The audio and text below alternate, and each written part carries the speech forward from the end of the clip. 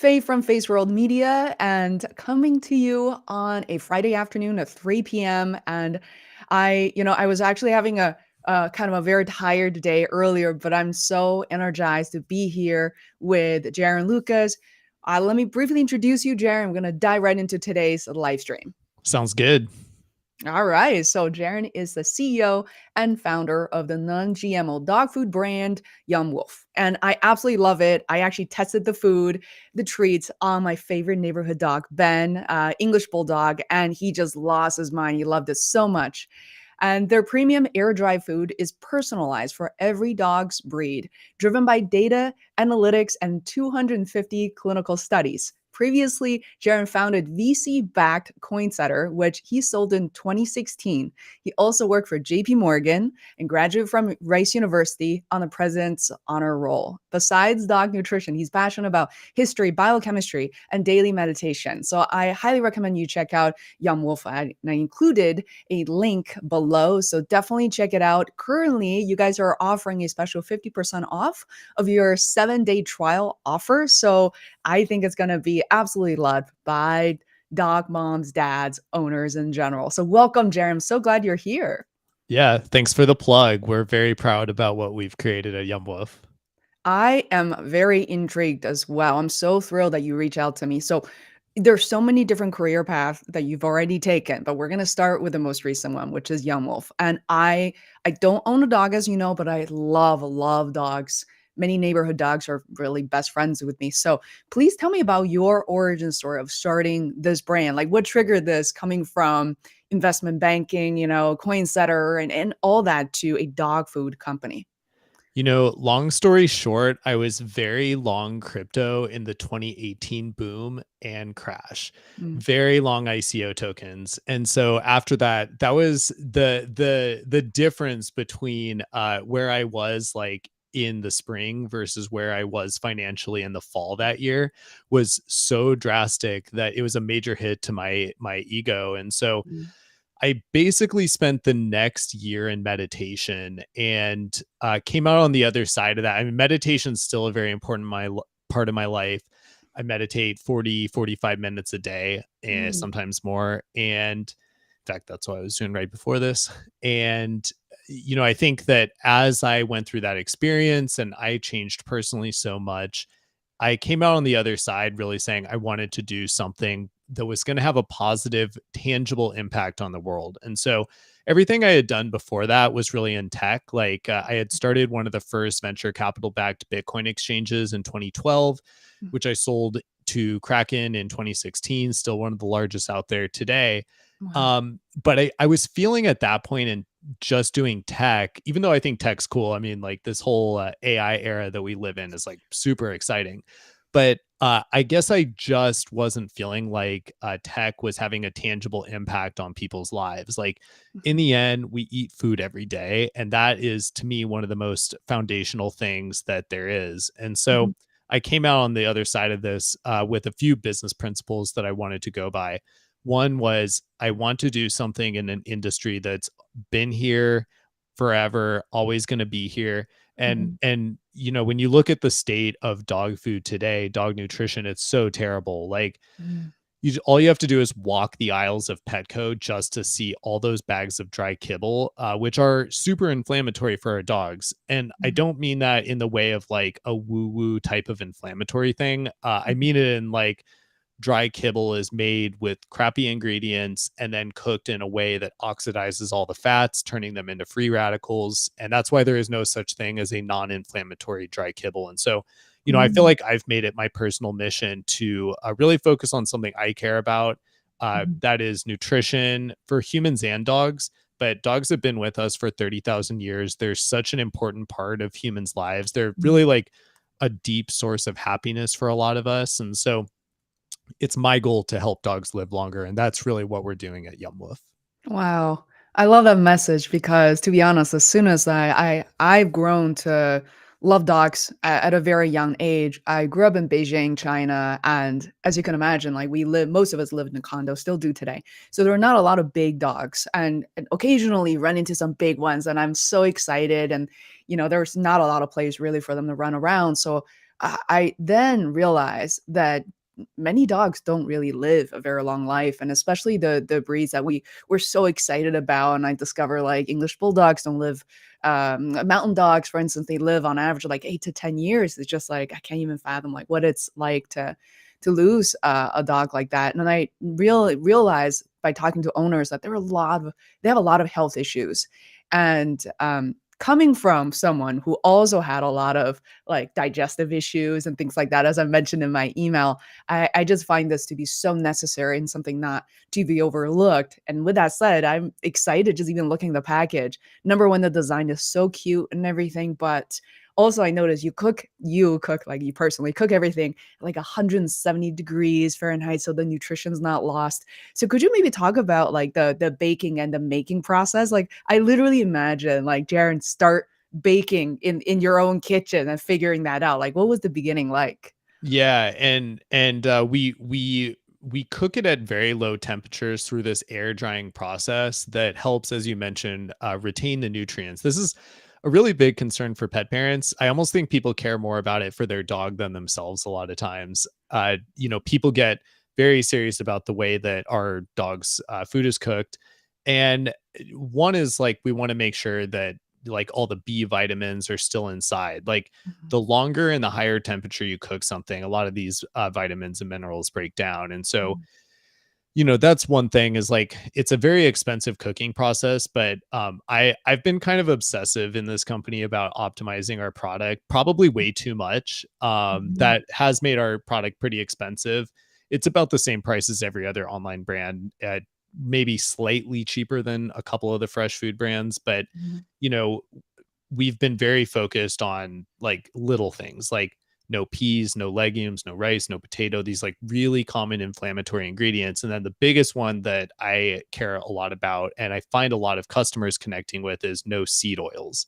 mhm. Seed oils is something we're hearing a lot about lately, and it's really a big topic in my book, The Canine Coco Mega Effect.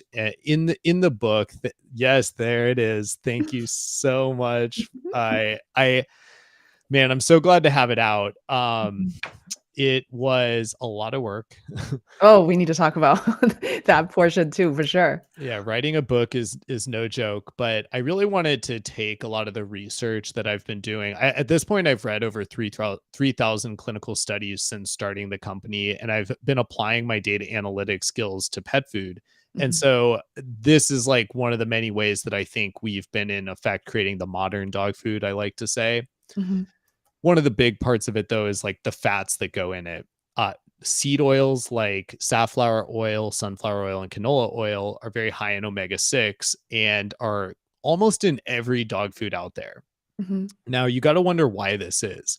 And gets all into just like the corporate state of pet food. mhm, Purina invented this machine in the, kind of like the last century, maybe like the 1950s, 1960s. They invented the hot extruder. And so this is what Cheerios are made out of too, mm, all owned by the same company, Nestle. But uh, essentially, this machine, I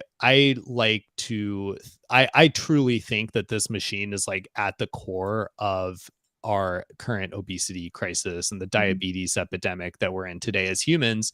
Unfortunately, dogs have twice the rates of diabetes as they did about 25 years ago as well. mhm, So, a lot of this can be blamed there. It's not the only culprit. Another one is certainly these seed oils that are extremely inflammatory. And so I dive into this a lot in my book. The fats we feed to our dog matter. So, like as a company at Yumwoof, we've really focused on gut health, like you were saying. And so we tend to see a lot of dogs who have either skin allergies or digestive issues, and there are so many variations of that, and diabetes. So, like these are things that we've really tried to formulate our food around, mhm, and just really trying to make something better. But it all starts with using natural ingredients. Like if you look at these giant pet food brands, like you will never find someone who hates Purina more than me. mhm, Purina is the absolute worst garbage that we're feeding our dogs, and they're doing a true disservice to humanity. mhm, They also happen to own one of the largest veterinary clinics. So, do I think they're purposefully trying to harm dogs? No. but do they have an incentive to improve the system we're in? They don't, and they're Mhm. not trying to do anything there. So, one of the big things that I am hoping to help people recognize is like, in order to meet the omega-6 requirements that dogs do need, we don't need seed oils. Like, we can include things just like meat. But if Mhm. you look at the brands who started using these seed oils in their recipes, uh, they, if you look at just the first three ingredients, like the first ingredient might be corn, and the second one might be corn gluten meal. That's very, very common in these top, just like the absolute largest dry kibble brands. And so, pretty similar stuff that we see in human nutrition too, but it is a lot worse in dog food. Like, you're really getting a lot of the bottom of the barrel tactics that these major corporations are using. Mhm. And I kind of touch on this towards the end of the book, because I really hope to inspire people to start talking about this. It's Mhm. a major problem that we have, and I think we see it all over. Like, there is a sense that we live in a time period that isn't like the most wholesome. It's Mhm. sort of like, I think it was JP Morgan or something that just bought something like 100 million acres of forest land, and they're using that to create carbon credits on top of it, and it's like basically just a tax scheme. It's just, this is way too prevalent, and so I'm Mhm. hoping to kind of, at least for people who want to kind of like vibe with the Yumwoof brand, hopefully help create progress that ultimately can lead to something very positive. Yeah. I think the message is very strong here, and I do feel I think it sounds like you know, there's that level not so much of pain, but, we want to make certain things way more accessible by people, recognizing that it can be more expensive because the process in terms of the quality of the ingredients is the reason why it costs more. And I can say that even just from a human standpoint, that the moment that I chose to go gluten free in 2020, I was lucky enough that finally the market had way more accessible, affordable ingredients. But even looking forward a few years before that, a lot of my friends who are celiac, who have to be going gluten free, just couldn't even find anything. There are not a lot of options, and the ones that are there are from Whole Foods, and they're all fairly expensive. So I'm just curious, Jaron, I know you're very technical, you're very creative. Do you see the trends of like maybe quality dog food to that price to come down, not eventually to Petco or kind of store bought food, but do you think like it will be more affordable by more people later on? I do. And actually, we're going to be launching a new product in a couple of months, currently labeled on our website as Perfect Chow, about to be called Perfect Feast. But we're going to be launching that in a couple of months, and it'll, in my opinion, it's going to be the best dog food out there, period. Like, Mhm. just period, period, period. And it's also going to be 35% cheaper than Perfect Kibble. And so I attribute that to me getting to meet other millennials who are actually like innovating in how to cook and manufacture food. Mm, When you deal with a lot of these like really old school manufacturers, they don't want to change things. They don't want to add new ingredients. It's like, it's pulling teeth with these co-packers, and so I hope that if my co-packer is listening to me right now, like, one, very thankful to have you. I'd love you, but also please, like start making progress. yeah, It's very frustrating. yeah. I think that, like, as our generation comes into play and really starts improving because we care, Mhm, already making a big difference. And then I think what I'm really excited about next is like, for all of these manufacturing facilities that like are still very manual. That's the hard part about Perfect Kibble. Not only did I get rid of all the cheap ingredients, but we're also very manual in our cooking process. Like, each little, if you see them, they're like these little nuggets of mhm, like soft and chewy food, and it's real food. It's like the number one ingredient is fresh chicken or beef, and then we have eggs, and then we have like coconut oil, which is like definitely not the cheapest ingredient, but mhm, it's a very important thing to me to use the right fats. And I think that that's a reason why we've seen so many success stories as a brand. Like, a mhm, lot of dogs, every dog's different, but a lot of dogs will come to us, and like some have even been able to get off of allergy medication just by switching to our food. Yeah. So it's something that makes me really happy. And I think that when we hit this next level in the next like 5 to 10 years of actually, instead of trying to retrofit these old school kind of like cooking environments, but instead we just put AI robotics into it and like, Mhm. you know, really start to bring down the costs of cooking these things and allowing it to be more agile, that's Mhm. when I really think that we're going to see a lot of these prices come down. So that's my hope. Expensive ingredients are always going to be more expensive though, and so I think that Mhm. that education can be very tough. In fact, I've been trying to figure out a Facebook ad to put together around this because I'm like, how can I put like the cost of Purina, or let's not even go that low. Like Purina would be like below if this is like baseline, like Purina's Mhm. negative. So like okay, so like Merrick maybe is here as Mhm. like higher quality dry kibble, still pretty awful. And then Yumwoof's like way up here. And to show people that like the cost, if you really do the math of like all these middlemen Mhm. for most like Merrick, for any company to be in Petco alone means that they have to pay 40% to Petco. They have to then pay 40% to a broker, and then they have to make like whatever profit they're making. Let's call that between 30 and 50%. So back Mm. into the math of like what the actual ingredient cost that's going into these like pretty terrible cheap foods. Well, when you look at something like ours, where it's a more expensive cooking process, people go into that, but also just the flat out ingredients of our food are cost more than like Purina alone. Well, definitely more than Purina, but like also Merrick and a lot of these other brands. And so, Mhm. you know, I've been trying to figure out this pie chart to communicate it to people. Haven't figured it out yet, but I think that like once people really start feeding themselves healthier food, is like, you know, they do tend to like quickly start to think about their dog. I like where you're going with this and the corner of the conversations that I think we need to tap into because a lot of our audiences are listening to watching the video podcast, listening to the audio version. They're also small business owners and creative entrepreneurs. And I feel like this conversation is very creative. Like I don't think it, you won't be able to create a brand like this if your mind is not in the right place and trying to figure out what could be different. This is truly revolutionary.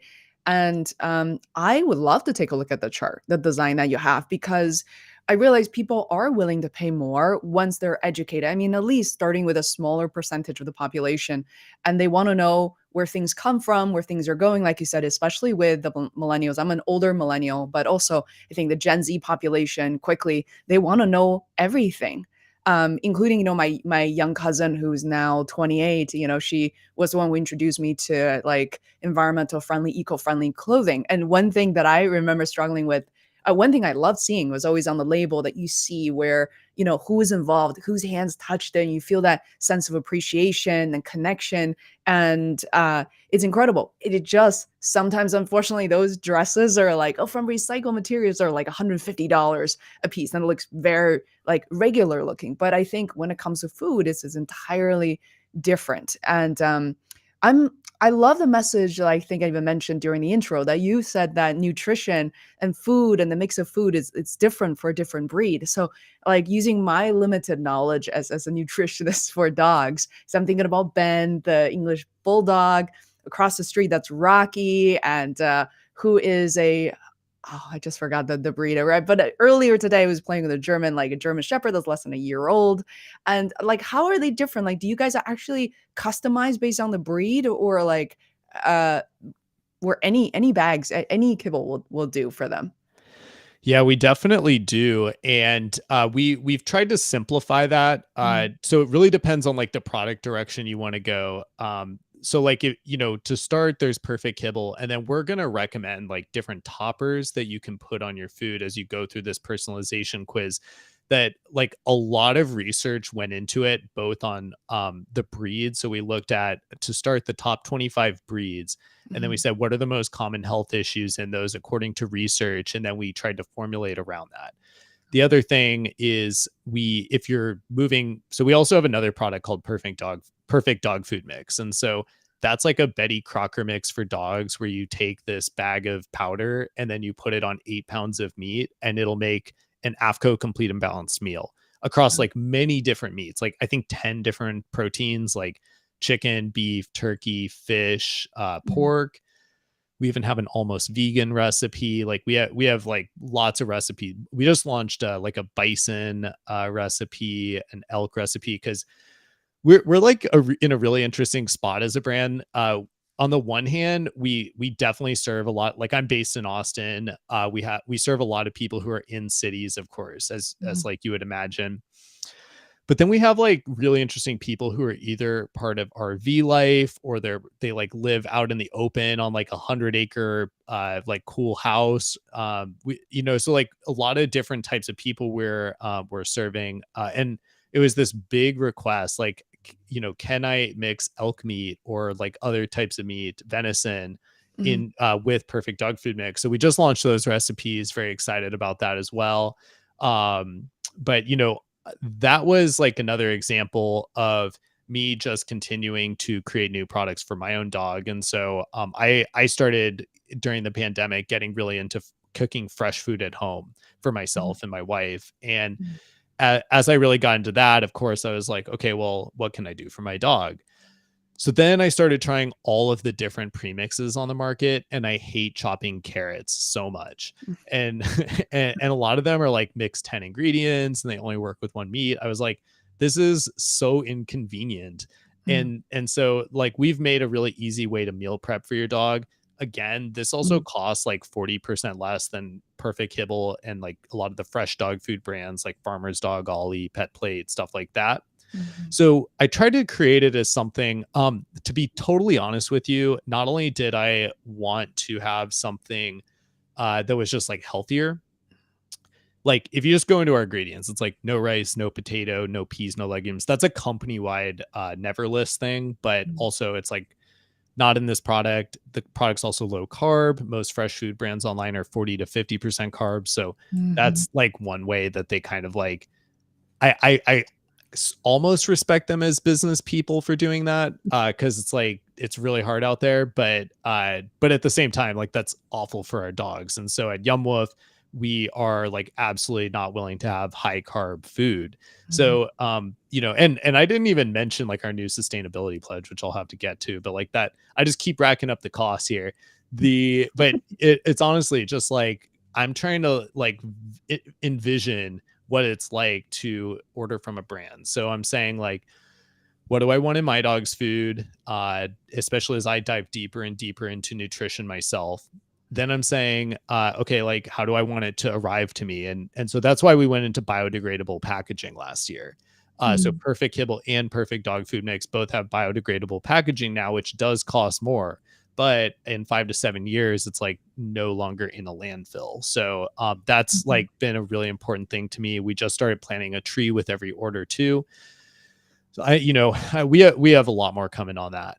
Wow. Yeah, but ultimately, when we're personalizing, like we have a lot of other recipes that are really personalized around perfect dog food mix, Mhm. especially for dogs with allergies, or they have like very specific health issues that people are facing. Like we've really tried to kind of make that our like playground for where we can create very creative recipes.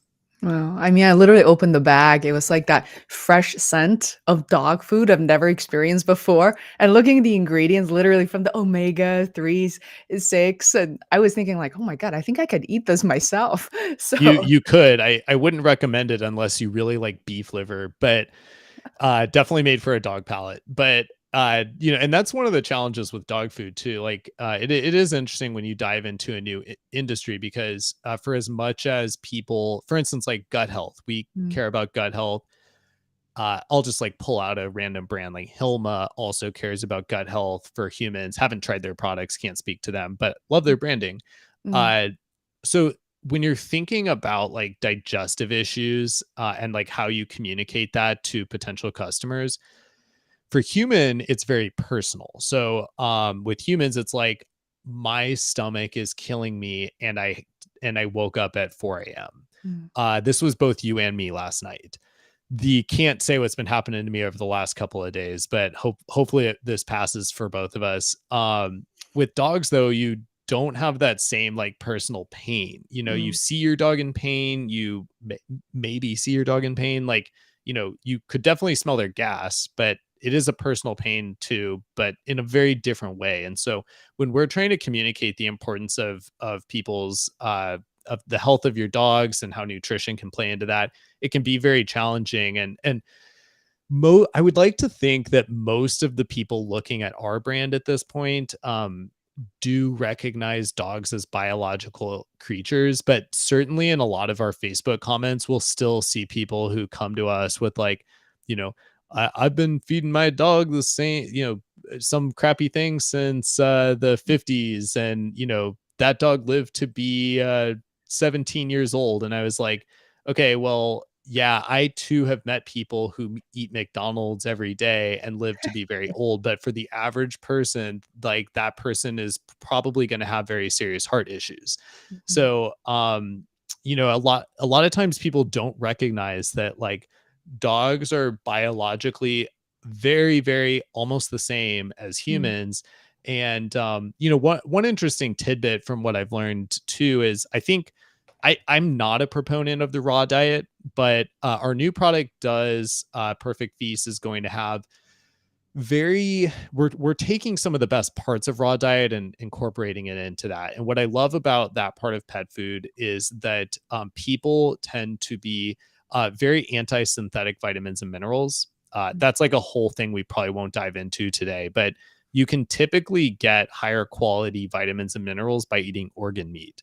mm, And that's going to be higher quality than like plant-based sources usually.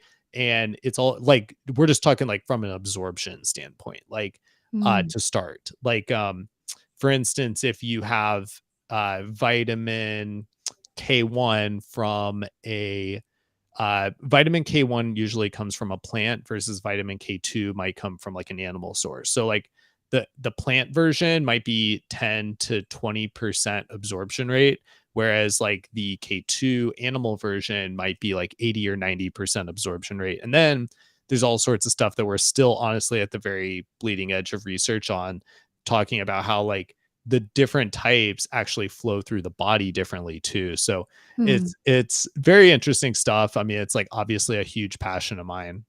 I love it. Oh, now I gotta ask you something beyond dog food. Like, if you're willing to share, like, what are some of the brands or the types of vitamins or supplements that you take on a regular basis? I'm always trying new stuff, but vitamin K2 has been a pretty big one for me lately. I so I went on keto for 2 years in during the pandemic, and I'm a big fan of keto. However, my LDL did go through the roof, Mm, and also like the small particle LDL did as part of that, and so I was pretty concerned by those results. So I mm, went off keto. I've remained low carb, but I've been I've tried to be very like adamant about heart health type stuff since mm, then. So I've incorporated vitamin K2 into my personal diet.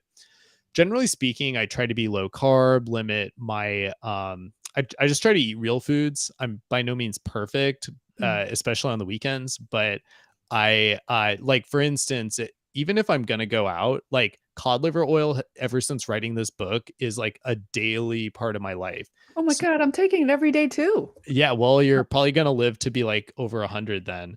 Oh, sounds The good. Just add MCT oil to it with lauric acid, and that's really like the summary of my book is kind of this trifecta of combining coconut oil, fish oil, and fiber, which I call fiber the carbohydrate superfat. My book's all about these synergistic effects that these superfats have on each other, and so this is research that's really only a few years old that Mhm, I've summarized in. I think I've been told in a pretty easy to read way, but I go pretty deep into 162 clinical studies talking about, one, just presenting this case of like, if you feed a dog or a human as well, by the mhm. way, this all works on humans. Yeah. If we feed dogs this combination of fish oil, which is like typically high in the DHA type of omega-3. So ALA from hemp seed or flaxseed, also very beneficial for microbiome diversity. Mhm, It is not the type of omega-3 that like has all of these purported health benefits in heart health and pretty much everything. Like DHA from fish oil is like, it's just like a simple checkbox, like going to make you healthier. Mhm. So I talk a lot about this in my book. When we combine that with coconut oil, and specifically, the even better thing to do would be like MCT, as long as it contains lauric acid, which a lot of people are going to look like. If you're on keto, you're usually looking for the MCT that doesn't have it, because Mhm. it doesn't, lauric acid doesn't convert into ketones. So, but the thing is that the lauric acid is actually an important part, because what happens is that, like, both of them are anti-inflammatory, coconut oil, fish oil, but when you combine them together, you get Mhm. even additional anti-inflammatory benefits than you would have expected just from like both 1 + 1 = 2. This is like 1 + 1 = 3. So it's very cool. And then when we combine fiber, that actually increases the absorption of the omega-3 into cells. So not only are you getting these core benefits, you are getting reduced inflammation. Mhm. You're also getting microbiome diversity. So that's really important. A lot of people like to just talk about like reduced inflammation and kind of call it there, because like, let's keep it simple here. But the microbiome part is like super important, and microbiome diversity is the most important biomarker of longevity in microbiome research. So essentially it's linked to lower obesity, lower Mhm. diabetes, better heart health, living longer. So just like everything good, everything to keep us alive longer.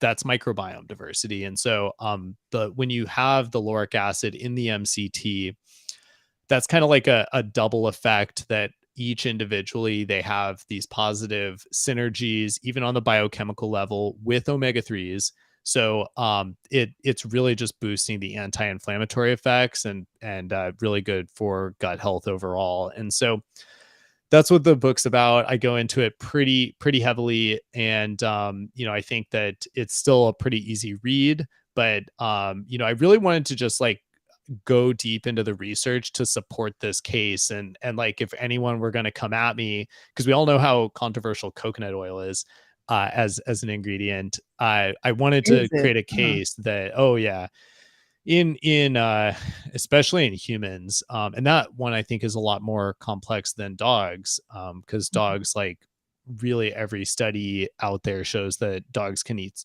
saturated fat, and it has like no effect on their longevity, no negative effect. Mhm. So dogs are like primarily carnivores, and it makes a lot of sense that they can eat it pretty healthy and heavily, and be healthy because of it. Mhm. Interesting. Yeah, I just as you're talking, I realized I currently have access to all of it. Cod liver. I think you said cod liver oil. I think I was thinking about codfish oil, which I have, and MCT oil. Also, it's accessible here at home. I never thought about taking them in combination in fiber pills as well. So it'll be really cool to combine some of that for and just to see how I feel. And of course, I'm gonna be reaching here. I mean, there's just so much talk about this. I still don't know how I feel about like seed in general. It's just like Why is that? so this is the daily the pre and probiotics supplement that's Oh, I like, definitely know what seed is. oh, But why do you feel conflicted about it? oh, it was I think it's interesting because a lot of it, like when you take something new, you get the daily emails. It's beautiful too. And it's like I think it took me a little bit longer than what they said, like 3 to 5 days to actually get used to it, and there was, like, some ups and downs. And the other brand that I was taking is called Give Nutrition. I'm trying to find the right not the perfect, just something that really works for my body, and I also because I learned that we're supposed to kind of just, switch out our probiotics every 2 to 3 months or so, that's why I started exploring this new one because it looks so good and everybody's saying it's perfect. So I'm gonna finish this and see if I'm gonna try different things to see how it works. Have you taken this before? I haven't. I've had friends who did, and I haven't heard anything bad. And I think it's like pretty. I love their brand, and I Yeah. mean, the fact that like Bobby Parrish from Flav City reps them pretty heavily is like a Oh, huge like plus. He cares a lot about ingredients. that's why I did it, because I interviewed him way before he was like, what, 4 Oh, million no subscribers? I way. interviewed him when he had 100,000 subscribers, and I just knew that guy would take off, and he's so serious about this. And because of him, I think it's lovely. Don't get me wrong. I think it's, like, I guess sometimes when we buy these things, we're like waiting for some sort of transformation. They're going to become like a I'm superwoman or definitely something. gonna watch that interview right after this. If I can't find it, I'm gonna have you send me the link. Oh my That God, I'll send it that's right super away. cool. Yeah, seriously, talking to him is like very much like talking to you. It's there for some reason. I mean, not to like pivot our conversations completely, but for me to realize that when people are so passionate about something, it doesn't matter what it is art, food, nutrition, food for human, for dogs. And it's like we could carry these conversations forever. And I was meeting Bobby for the first time. At that time, he was still doing, I believe, food prep. And he was talking about like at 100,000 subscribers, like his wife got this camera. He's like, let's put it to good use. And figure out what works. He's like, wow, YouTube really tests your patience. And speaking of which, I know you, Wow. yeah, you and I both are YouTubers as well. And I just learned, I was just like such a humbling experience. That conversation was fantastic. It was unfortunately an audio only. I did record the video, but I didn't ask him for permission to use it. So he was like pretty laid back on Zoom. Oh, that's so great. Yeah, I've started doing more shorts again and getting very regimented about that as I talk about Yeah. these things. But interestingly enough, Bobby's been talking a lot about this new app that's buzzing right now called Seed Oil Scout, and I'm like super proud to kind of like drop their name. Oh, I heard about it from this girl who's like the coolest hippie I've ever met, and like, and I mean that in like the best, most loving way possible. But someone who like really cares about their coffee, as I do as well, yeah. really cares about their coffee, and like is so committed to not eating seed oils that she's using this new app. It's like Yelp for restaurants that don't have seed oils. So you rate restaurants on a scale, like some are like, this is a gut bomb, like don't go there, and then others are like, this is a friendly place to go. And I'm Mm. so happy that this app is coming out, or out now. But I'm so Bobby's been talking a lot about it lately, so that it's like, I mean, this is like what people like on the very low ground of the nutrition space are talking about right now. Excited to say that Yumwoof, I've been in touch with their team, and Yumwoof is going to be listed as one of their new products next month, and so hopefully this month actually. So very excited Congrats. about that, because it's such a good overlap. Like it's honestly very rewarding for me, Mhm. because we've been so adamant through this entire journey about not using seed oils. And so to have people starting to care about that now, and then to actually, I guess, get recognized enough that there are only like 7 brands on this app right now. It's not like there's like a lot of partners that they have currently. And so very, very excited about that. And What's the name of honestly, the app? like, it's called Seed Oil Scout. Oh, wow. Okay. Noted. Highly recommended.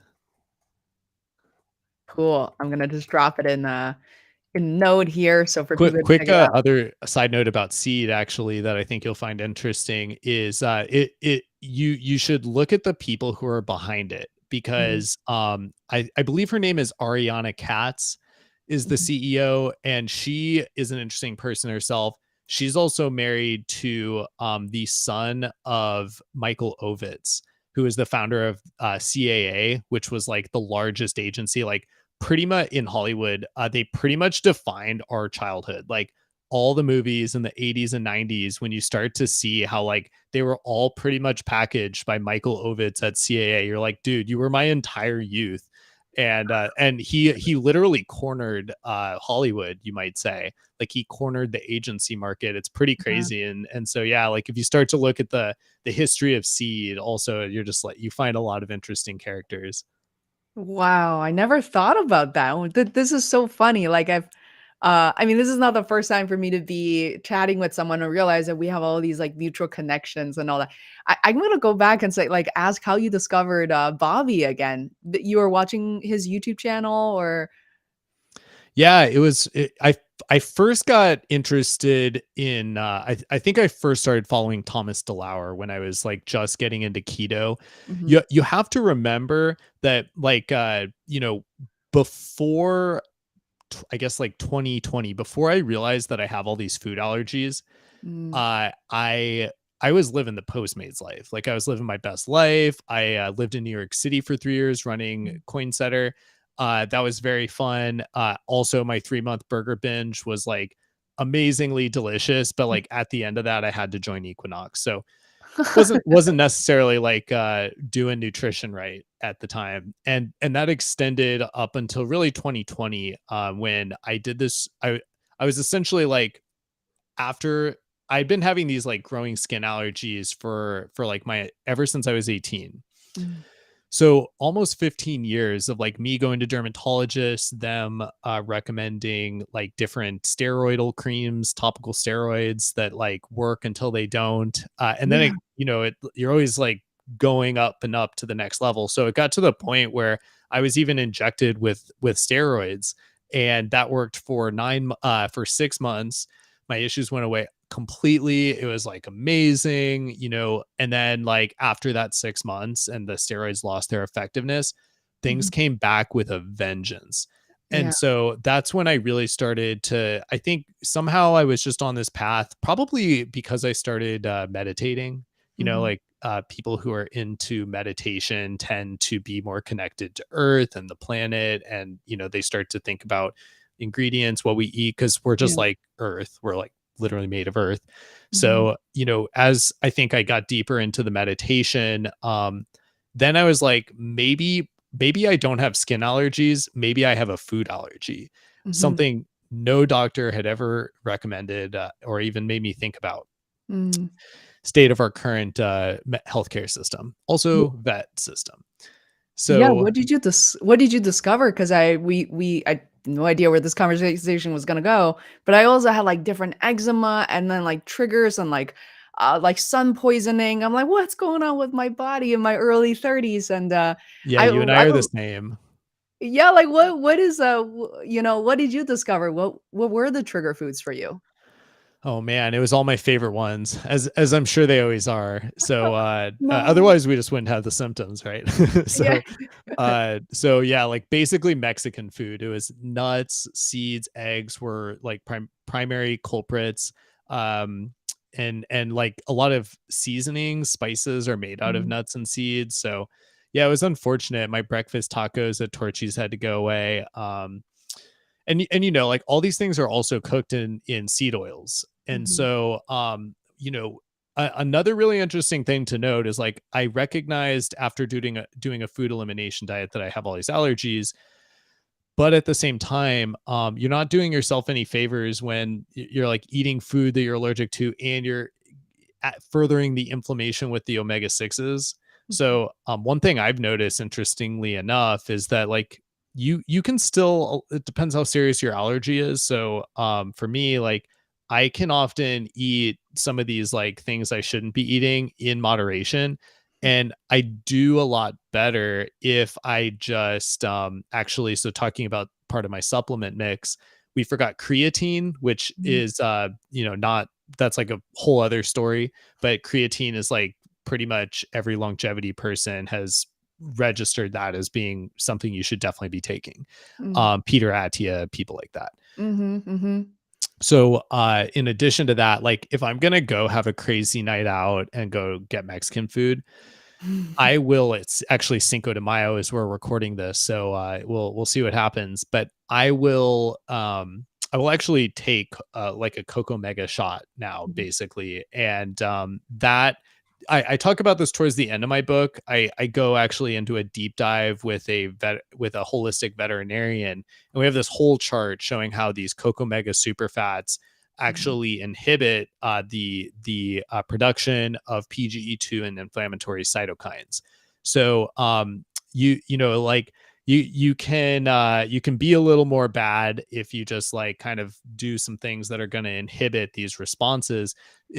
I would equate it to like taking a histamine if you have allergies. So if you have an antihistamine, hopefully that's going to help with your seasonal allergies. This is the same thing, but more Mhm. related to pretty much any inflammation. So it could be food, it could be environmental allergies, at yumwoof, we get a lot of dogs who have environmental allergies, but then see their need for medication go away a lot. Mm. uh, and I attribute a lot of that to this Coco Mega effect that we have.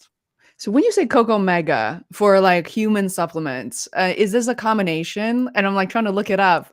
I don't exactly what Coco Mega entails. It's like omega-6 and a combination of supplements. Yeah, and the reason why the word is hard to find is because I made it up. So I actually yeah, I was debating whether I was gonna call the book the Coco Mega effect or the canine Coco Mega effect. And I chose canine Coco Mega effect. One, because like I'm connecting with dog parents every day. But the other thing is I did want to leave the door open to Mm, possibly doing a human book later, because like all the serving amounts I give in this book are for dogs. mm, Um, they're pretty similar though.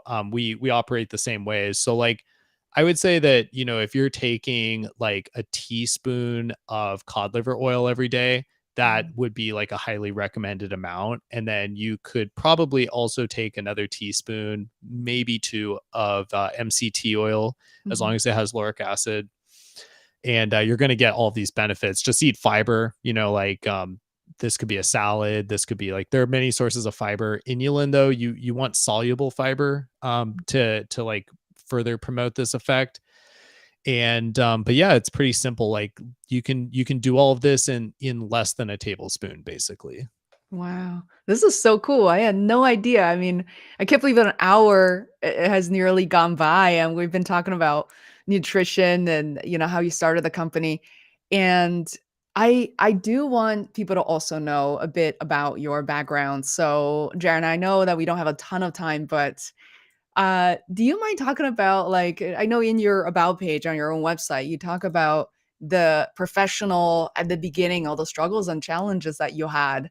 And now you're running this company. It's successful, you're having a ton of fun. But what is your message to people who are maybe working full-time job and thinking they really want to start something on their own on the side, perhaps still keeping their job versus people who are thinking, I really want to just create something completely on my own, like become a creative entrepreneur, but that just seems so out of reach. Like, what have you learned, or what's your words of wisdom from your experience?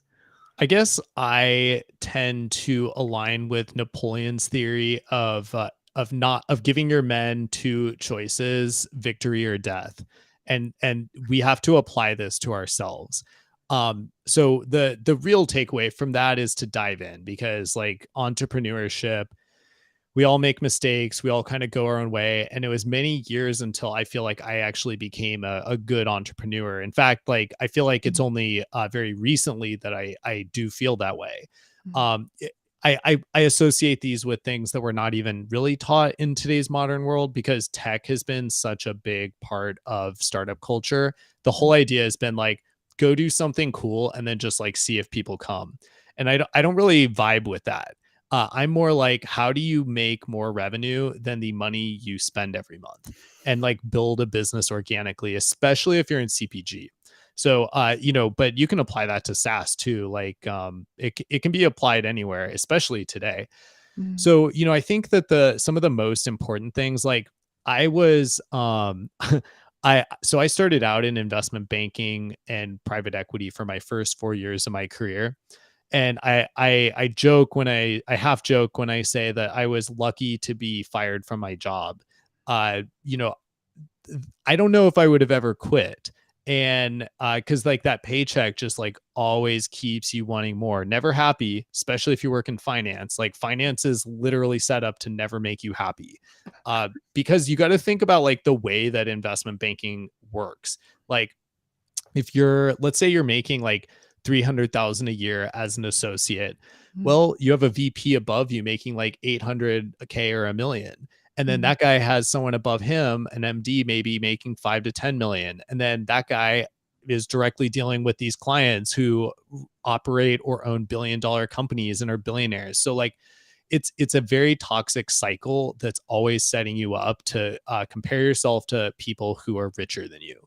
And mhm, so, one of the best things that we can have happen to us is be fired. And I was let go because I was like starting a company on the side called Ticketometer with my brother and some friends.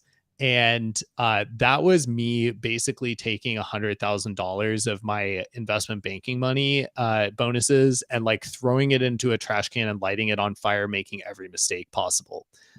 Paying like developers to do terrible work. I was paying like just like stupid stuff. I threw an event at South by Southwest, which is cool, but like didn't have an ROI. Mhm. So you're learning little by little.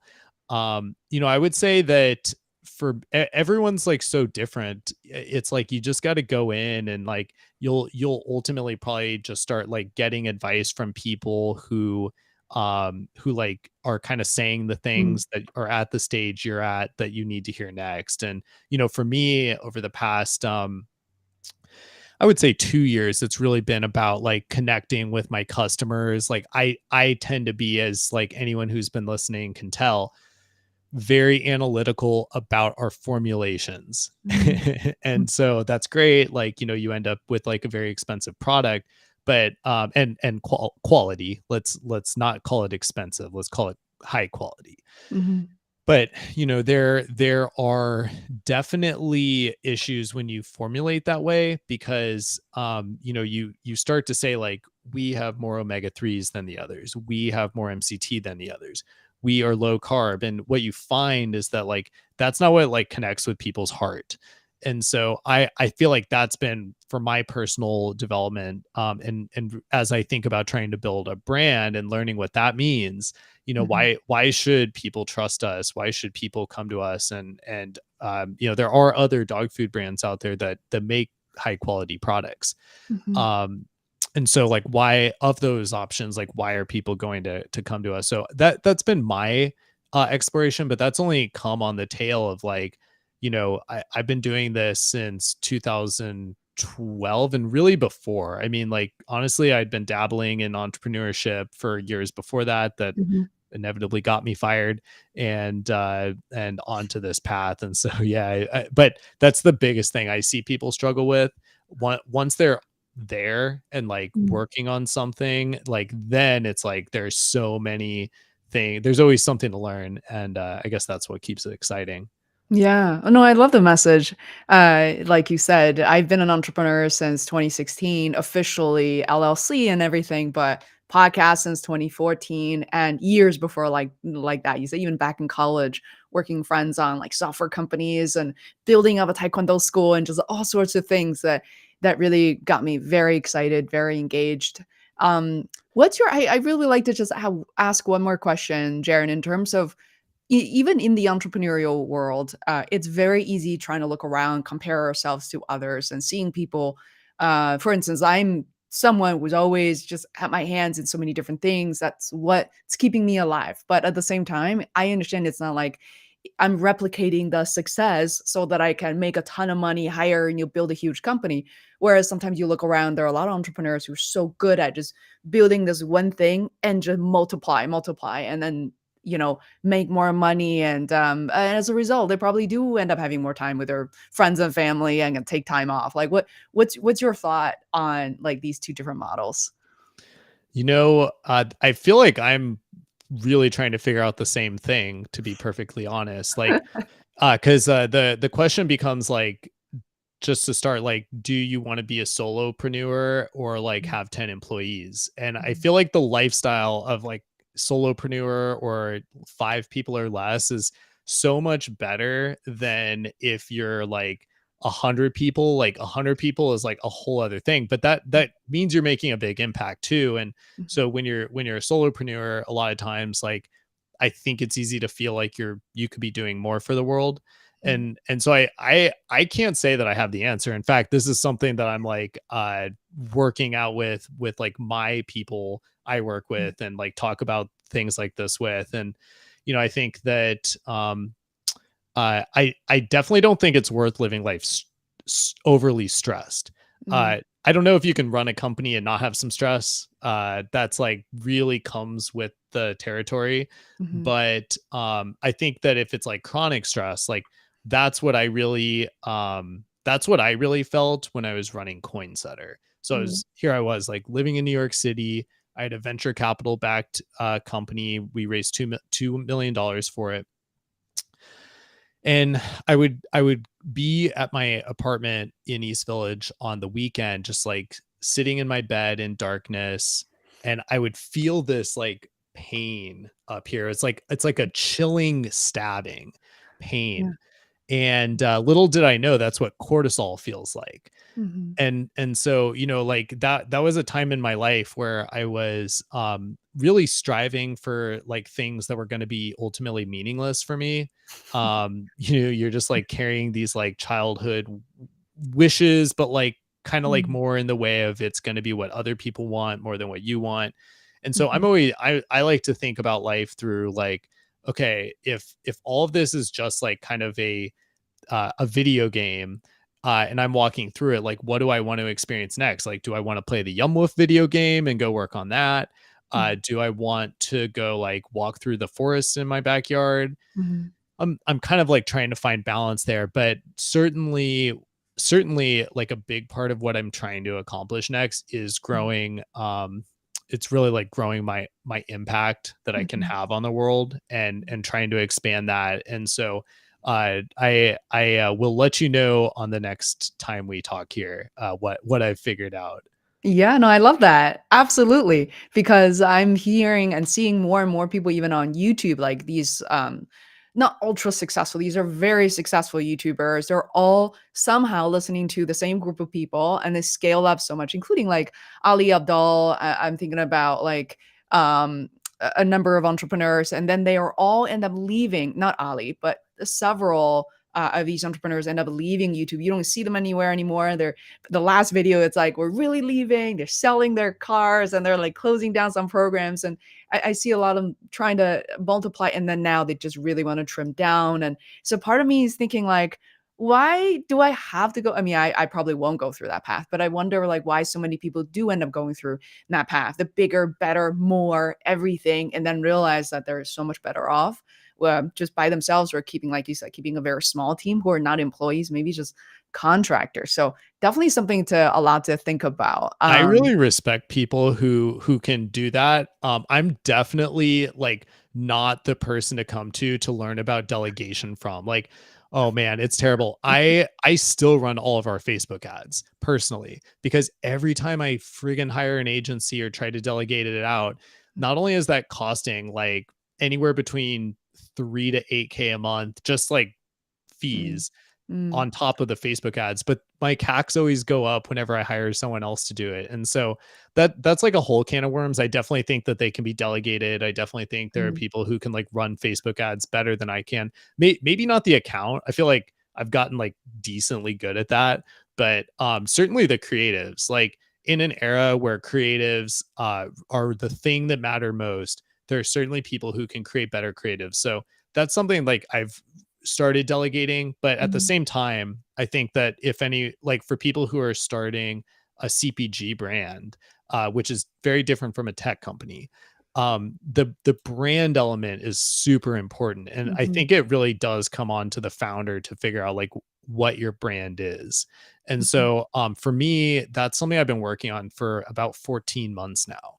Like I we came to a point in the company after a little over a year in business that I was like, okay, we really need to differentiate ourselves and figure out what that is. And mhm, that's a very long road. And I don't think you can delegate that. But the more that I think we've kind of figured that out, the easier it's been to kind of mhm, like tell other people our message, and if they're excited about like destroying seed oils and banning them entirely, or some road that gets close to that, I think that like we're able to connect, and then they're able to hopefully share our word, and not even because they're like any reason except that like they care about this topic. mm. Yeah. I I think the delegation and working with a team until people actually roll up their sleeves and realize they have to do it as business owners, they never fully understand. I think, Jaron, for instance, as you were talking, I realized one of my struggles sometimes, and it kind of comes and comes and goes sometimes, is like you said, caring about something your brand, whether it's a podcast or documentary, whatever it may be, so much. It is impossible to find anyone else to care nearly as much as you do. I mean, for you, it's the making of, it's the food itself. Like literally, and you can't, I finally learned you cannot force or ask anyone to care about as much as you do. It's not even fair and it's not possible. So but at the same time, you still have to find ways for other people to be able to step into different corners of the businesses and help you out, and figuring out what that combination is for different types of businesses is absolutely an art, and it takes trials and errors, and then you have to be willing to not just make mistakes, be willing to spend money, waste money, and not have things work out all the time. That is not something, unfortunately, we'll learn in school, not even in college. So we just have to learn it as entrepreneurs. You're so right. As painful as it is. But Jaron, this has been a great conversation. I really look forward to resuming this, and I would love to know where Yumwoof is like 6 months, a year from now. I want to see the graph that you're going to be drawing, creating for your Facebook ads, and yeah, please include me as part of the journey. And thank you so much for your time to chat with me and with us. Yeah, excited to be friends now, and we'll definitely keep you on our journey, especially since you're such an advocate for gut health. Oh, yes, absolutely. Please. And I love your way of reaching out to influencers, podcasters, and creators directly and introducing the brand. And it means so much. I'm running a workshop, speaking of which, next Wednesday for the next 2 weeks to really help business owners and professionals know how to write for our top tier publications without having to hire a PR agency and all that. And so my clients are approaching me and was like, okay, that's it. I'm talking to a journalist and then 2 senior editors on how to do that. And people are signing up and learning how to do that themselves. So yeah, we're just excited. I'm literally like writing a lot of like one-on-one emails, and those convert so much better than like ads or you're like a YouTube short or even on my email list. So we'll see how it goes. Yeah, definitely. I like to joke with a couple of friends right now that it's like email is like still like I would say like the best way to meet people if you can like I think you and I probably have very similar inboxes, I would imagine, where like it's like half of my time is just like deleting random automated messages that people are sending me. So I like to joke that email is being broken as we speak. And like with chat GPT and all this stuff and AI, like it's about to get way worse. So I think we're actually gonna it's a very interesting time right now where like you can still meet people over email. Mm-hmm. I really think that, I mean, people have been talking for 10 plus years about like, oh, email's going away and it's going to move to Messenger and all that. And that still hasn't happened. Yeah. But something is going to definitely change with email because of just like how spammy it's becoming. So Yeah. it should be very interesting to see like how people meet new people online over the next like even 10 years from now. I don't even think we can fathom it right now. It's so true. And I guess sometimes I try to work with really young people. That it's so tough, by the way. I'm no longer working with teenagers. You got to be at least like, I don't know, 28 or something. Like, no way. It's like fake it, I've just definitely DM thought me. about doing that. That's so funny. Yeah, seriously, it's like, what? I cannot work with you through Instagram DMs. I mean, I just can't do that. It has to be through email or a system that's connected to our email. There has to be, I mean, still, like, really, the easiest way for anybody to get in touch with me is still email. It's my Gmail, phaseworld at Gmail. I'm just going to throw it out there. But to your point, it's like the Gmail filter is not great. Sometimes I lose the emails I really need access to. And I try Superhuman as well. It's like that's really interesting with the shortcuts and everything, but we'll see where that goes. We could have a whole episode just about email communication. I too have like a lot to say about this, but that's so funny. That you've like even tried high schoolers and like, and yeah, like it's impossible for me as well to like communicate over DMs. It's like I may not respond to someone for 4 days if they do that. It's funny that you said 4 days. To me, same thing. If somebody emailed me about, like, working together or whatever, if I waited even 24 hours, I'm like, "Oh my god." I'm usually like, boom, like, just back and forth. But like I've tried to work with people, like especially young people these days, and they go, I do check my email about like once a week. And it blows my mind of like how much I can't even imagine. Like if I don't check my email for a week, like all these things gonna come through. And so that we got to continue that. My wife and I are about to do that in Tulum starting next weekend. We're going to spend a week in Tulum and hope Wow. for the best on our emails. Yeah, but you already set expectations. You this is pre-planned, but there are many people who don't check their emails at all, and or at the most once a week. So to be continued, guys. But thank you so much, Jaron, for your time here. And I'm gonna take us offline, and hope we'll resume the conversation in the future too. Sounds So, good. Thanks for having me, Faye. So much fun being here with you. oh, likewise. Bye, guys. We're gonna go offline.